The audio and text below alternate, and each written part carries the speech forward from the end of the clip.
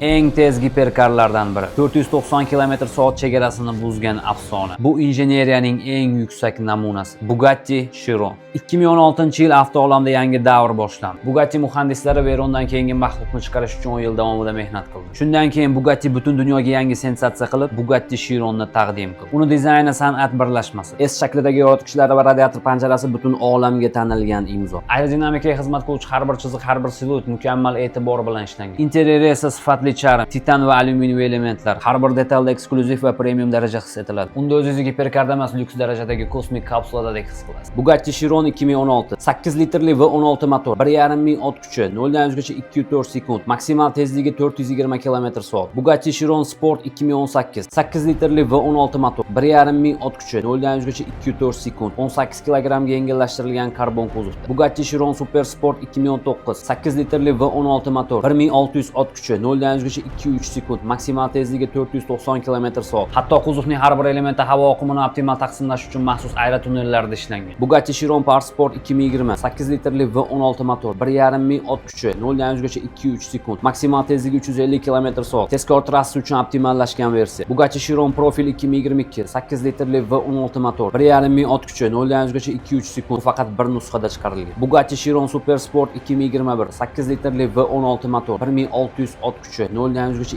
2,4 sekund, maksimal tezligi esa 440 km/soat. 2019-yilda Bugatti Chiron Super Sport 490 km/soat tezlikka chiqib rekord qo'ygan. 2017-yilda Bugatti Chiron 0 dan 400 km/soatni 42 sekundda bosib o'tib dunyo rekordini qo'ygan. Aktiv aerodinamika va tormoz tizimi Chironni nafaqat tez, balki eng kuchli to'xtovchi giperkarga aylantirdi. La Voiture Noir maxsus versiyasi 18 million yevro atrofida sotilib dunyodagi eng qimmat avtomobillardan biriga aylangan. Bugatti Chiron bu insoniyat imkoniyatlarining chegarasi. U tezlikda ham, kuchda ham, lyuksda ham tarixda abadiy rekordchi bo'lib qoladi. Tachkani yomoni bo'lmaydi akalar. Bugatti fanatlariga yuborib qo'yamiz.